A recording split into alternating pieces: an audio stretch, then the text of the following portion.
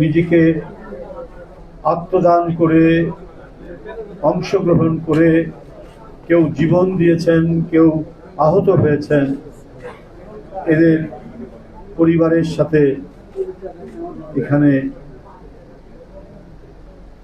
কথা বলা এবং তাদেরকে নিয়ে এই অনুষ্ঠান। আমি জুলাই যোদ্ধা পরিবারের সকল সদস্য যারা সেই যুদ্ধে নানাভাবে ক্ষতিগ্রস্ত হয়েছেন সবাইকে আমি শ্রদ্ধা জানাচ্ছি। জুলাই আমরা পেয়েছি 17 বছরের সংগ্রামের ধারাবাহিকতা। 17 বছর শেখ হাসিনার যে কদিন ক্ষমতায় ছিলেন, তিনি তার পরিবার, তার দলের লোক ছাড়া দেশের জনগণকে মানুষ বলে বিবেচনা করেন। আহা, কি ব্যাপার, এত কথা বলছেন কেন আপনারা? বিবেচনা করতেন না। তিনি মনে করতেন এই দেশের সকল জমি,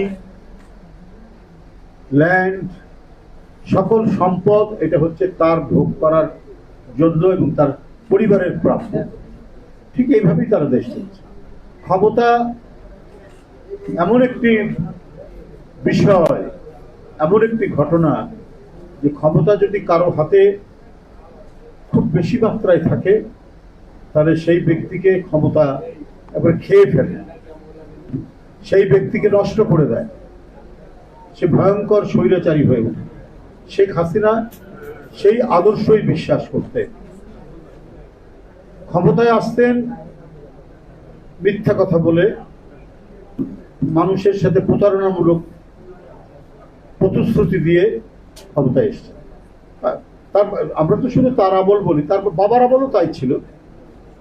আমাদের নিজের কানে শোনা যে 6 আনাসের চাল খাওয়াবে, সেই সময় ডাল খাওয়াবে 8 আনাসের, এরকম কথাবার্তা তখনও বলেছিল তারা।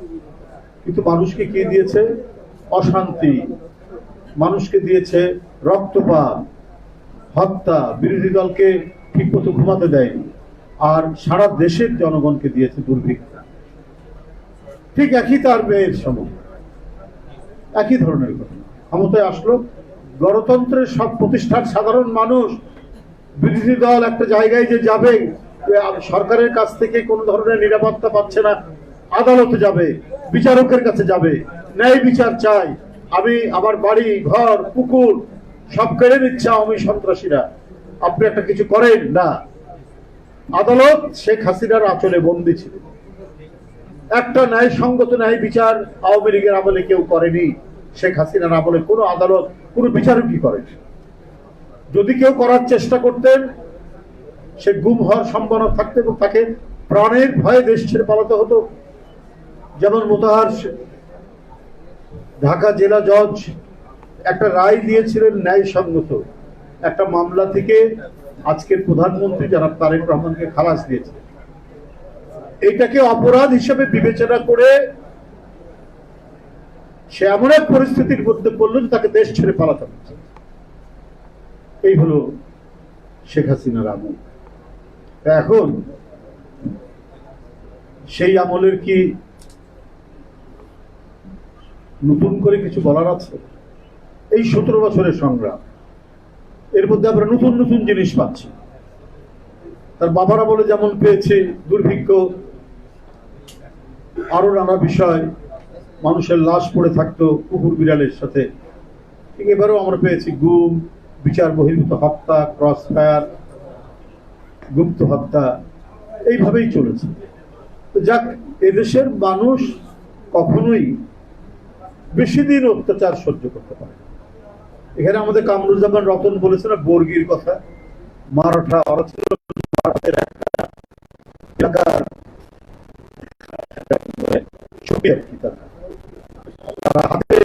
ক্ষমতা পেয়ে এমন অত্যাচারী হয়ে উঠলো, বাংলায় বারবার আক্রমণ করে, বাংলা বিহার বিভিন্ন এলাকায় আক্রমণ করে, মানে নারীদেরকে নির্যাতন করা, লুটপাট করা, এই কাজ করত।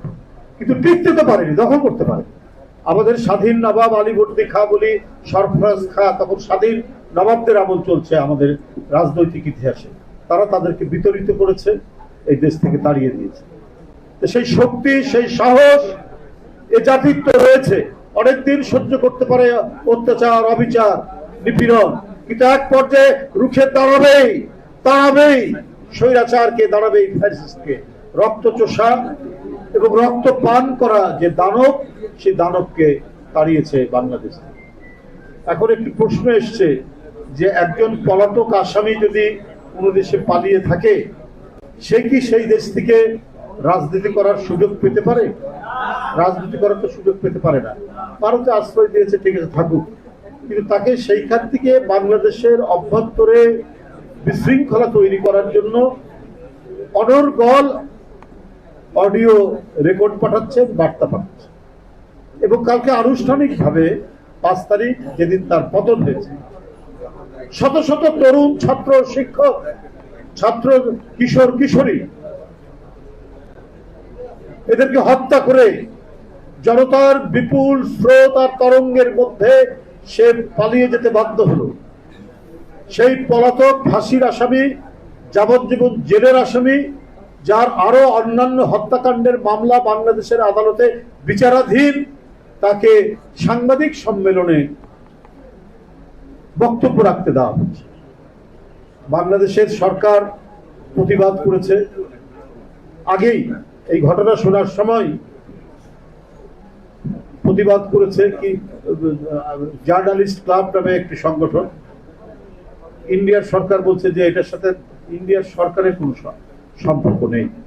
তো ইন্ডিয়ার সরকারের সম্পর্ক নেই, তো সরকার তো যে কোনো একটা অনুষ্ঠান করতে গেলে তার পারমিশন লাগে। এটা সাউথ এশিয়ার সাংবাদিকদের একটা ক্লাব, তো সেটা ভারতের পারমিশন না নিয়ে করলো কি করে? আবার সেখানে বাংলাদেশের একজন পলাতক আসামি, সে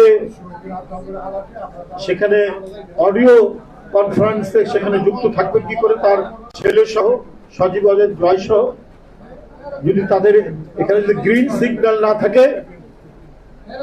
এবং আনুষ্ঠানিকভাবে বাংলাদেশ সরকার, পররাষ্ট্র মন্ত্রণালয় এই ব্যাপারে আপত্তি দিয়েছে, প্রতিবাদ জানিয়েছে, কিন্তু তারা কথা শোনেনি। কথা না শুনে গতকালকে তাকে সেই সুযোগটা দেওয়া হয়েছে। কোন দিন? 5ই আগস্ট, যেদিন সে প্রত্যাবর্ত, যেদিন সে পালিয়ে গেছে, অসংখ্য কিশোর, তরুণ, শিশুকে হত্যা করে এই রক্ত হাতে রক্ত নিয়ে সেই দেশ থেকে পালিয়েছে, ওই দিন দেওয়া হয়েছে। এটা খুবই উদ্দেশ্য প্রণোদিত, এটা প্রতীকী যে থোড়াই কেয়ার করি এই হত্যাকাণ্ড, এই শিশু, কিশোর, শিক্ষার্থীদের রক্ত নিয়েছে, তো কি হয়েছে? এবং তাকে সেই দেশটি, যারা নিজেদেরকে বৃহত্তর গণতান্ত্রিক দেশ বলে দাবি করে, তারা সেটি তাদেরকে প্রশ্রয় দিল। এইটা কি আমাদের সার্বভৌমত্বকে অপমান করা হলো না? এটা আমাদের স্বাধীনতাকে অপমান করা হলো না? ভারতের নীতি নির্ধারকরা কি করে এই অনুমতি দিলেন? তারা তো ইচ্ছাকৃত ভাবেই এই অনুমতিটা দিলেন। তারা ইচ্ছাকৃত ভাবে দিলেন যে অবজ্ঞা করার জন্য। বাংলাদেশের শিশু, কিশোর, সাধারণ জনগণ, রিকশাওয়ালা, শ্রমিক, কে মারা যায়? এদের কোনো দাম নাই। তারা তাদের যে প্রতিভূ, তাদের যে এজেন্ট তারা তৈরি করেছিল। শেখ হাসিনা যখন ক্ষমতা ছিল, মনে নাই যে তিনি বলেছে, আমি যা দিয়েছি ভারতকে তারা চিরদিন মনে রাখবে। তাহলে নিশ্চয়ই এমন কিছু দিয়ে রেখেছে কিন্তু তারা মনে রেখেছে এবং তাকে সেই শেল্টার দিচ্ছে। এবং এই ধরনের একজন মানে অত্যাচারী এবং রক্ত পিপাসু খুনি একজন স্বৈর শাসককে, ফ্যাসিস্টকে তারা আশ্রয় দিয়ে এবং তাকে সেখান থেকে রাজনীতি করার সুযোগ দিচ্ছে। এটা তো একটা ভয়ঙ্কর, একজন অপরাধীকে প্রশ্রয় দেওয়া এবং সেই অপরাধীকে কাজে লাগানো, বাংলাদেশকে অস্থিতিশীল করা। বাংলাদেশে একটি নির্বাচিত সরকার প্রতিষ্ঠিত হয়েছে, যে অবাধ সুষ্ঠু নির্বাচনের জন্য 17 বছরের লড়াই, যে তত্ত্বাবধায়ক, নিরপেক্ষ তত্ত্বাবধায়ক সরকার বাতিল করে দিল শেখ হাসিনা শুধু নিজের স্বার্থে। কারণ সে আমির নির্বাচন করবে, সে আমি এবং মামুদের নির্বাচন করবে, সে বিরোধী দলহীন নির্বাচন করবে এবং আজীবন ক্ষমতায় থাকবে, ময়ূরের সিংহাসন তার চাই। এবং এই চাওয়াটা প্রতিষ্ঠিত করার জন্য সকল প্রতিষ্ঠান ভেঙেছে, নির্বাচন কমিশন ভেঙে দিয়েছে, ভেঙে দিয়ে তার লোক দিয়েছে, আদালত তার লোক। কোথাও মানুষের কোনো নিস্তার নেই, কোথাও মানুষের কোনো আশ্রয় নয়, মানুষ কোথাও কোনো জায়গা থেকে তার বেঁচে থাকার কোনো নিশ্চয়তা নাই। সেই সমাজ, সেই রাষ্ট্র প্রতিষ্ঠা করেছিলেন শেখ হাসিনা। তারপরেও শেষে টিকে থাকার জন্য জুলাইয়ে এত হত্যার পরেও তার কোনো ভ্রুক্ষেপ নেই। একটি আইন রয়েছে 1913 সালে হাসিনার আমলে একটি আইন হয়েছে, সেটা হচ্ছে প্রত্যার্পণ আইন, এক্সট্রাডিশন আইন 1913 সাল। যদি কোনো অপরাধী ভারতে থাকে তাহলে সেটা ফিরিয়ে দেবে। 2013 সালে এই আইনটি হয়েছে। তো সেই আইন অনুযায়ী সেই আইনটা তৈরি হয়েছে কারণ দুই দেশের মধ্যে চুক্তি হয়েছে, এগ্রিমেন্ট হয়েছে, বদলি বিনিময়। তাহলে এর প্রথম থেকে অন্তর্বর্তীকালীন সরকার থেকে এই কথাগুলো বলা হচ্ছে যে তাকে ফিরিয়ে দেওয়ার জন্য। সে অপরাধী, সে এখানে আদালতের মুখোমুখি হবে, বিচারের মুখোমুখি হবে, কিন্তু তাকে সেখানে ফিরিয়ে দেয় না। এখন সেখান থেকে তার রাজনৈতিক কর্মকাণ্ড পরিচালনার সুযোগ দেওয়া হচ্ছে। বড় দুঃখজনক সেই ঘটনা। তাহলে আমাদের স্বাধীনতা, আমাদের সার্বভৌমত্বকে, সমমর্যাদার ভিত্তিতে আমাদের সার্বভৌমত্ব টিকে থাকবে, তো সেটা আপনারা পার্শ্ববর্তী দেশ, আপনারা সেই সম্মান করবেন না আমাদেরকে, আমাদের সার্বভৌমত্বকে সম্মান করবেন না, আমাদের স্বাধীনতাকে সম্মান করবেন না। আপনারা ইচ্ছা মতো, মানে শেখ হাসিনাকে দিয়ে ইচ্ছা মতো তারা দেশ তাদের মতো নিয়ন্ত্রণে রাখতে পেরেছিল, এখন তো নিয়ন্ত্রণে রাখতে পারবে না। এই কারণে তারা খুবই অসন্তুষ্ট।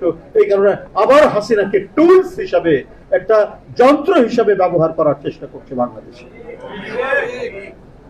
বন্ধুরা আমার, এই পরিস্থিতি অত্যন্ত বিয়োগান্তক পরিস্থিতি। যখন একটি সরকার এমন একটি পরিস্থিতির মধ্যে, যখন আমেরিকা ইরান যুদ্ধ হচ্ছে, হরমুজ প্রণালী দিয়ে আপনার জ্বালানি আসতে পারছে না, জ্বালানি তেলের জাহাজ আসতে পারছে না, গ্যাসের জাহাজ আসতে পারছে না, আর চারিদিকে মারাত্মক সংকট, এইটা মোকাবেলা করা